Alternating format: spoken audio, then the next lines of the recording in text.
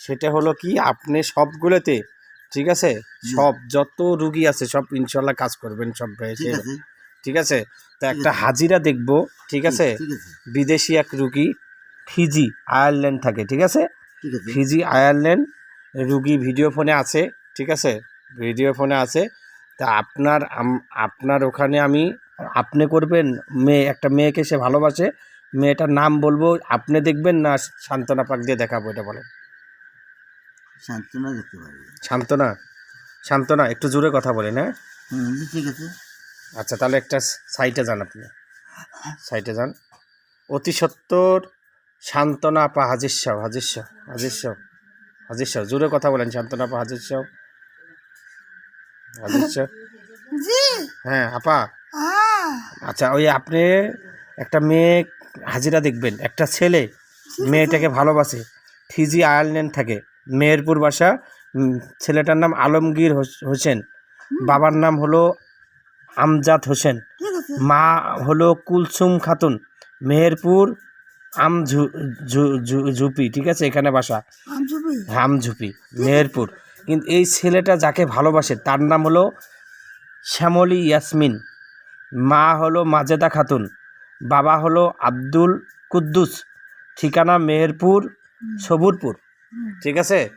এখানে যাবেন গিয়ে এই যে শ্যামলী ইয়াসমিন এ ভালোবাসে ঠিক আছে এখন বর্তমানে সে কি ওখানেই আছে ভাই ওনার কোথায় আছে ওনার হাজবেন্ডের বাসায় না অন্য কোথাও জি ওনার হাজবেন্ডের বাসায় ইসলামনগর মেহেরপুর ইসলামনগর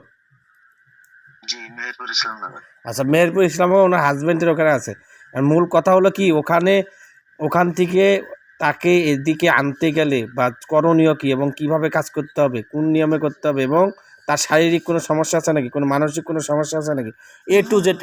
টু জেড সব কিছু দেখবেন আলমগীরের দিকে আনতে গেলে ঠিক আছে আচ্ছা যান যান ভাই প্রশ্ন থাকলে উত্তর নিন হ্যাঁ জি জি কথা কি বুঝতে পারতেছেন উনি যে বলতেছে জি জি জি আচ্ছা না বুঝতে পারলে আমাকে বলবেন ঠিক আছে যদি না বুঝেন আচ্ছা আমি শুনতেছি এবং আপনার সমস্যা ওনার সমস্যা সব বলবে সঠিক হয় নাকি বলবেন হ্যাঁ জি জি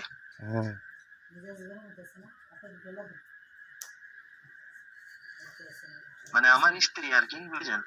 হুম আপনার স্ত্রী জি তাহলে ওখানে আবার বললেন যে হ্যাঁ ওই যে চলে গিয়ে আবার বিবাহ এসছে আমি তো ধরেন বাইরে বুঝছি কওয়া লাগবে না যাক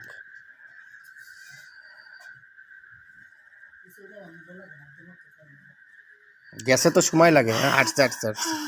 হ্যাঁ আসলাম হুম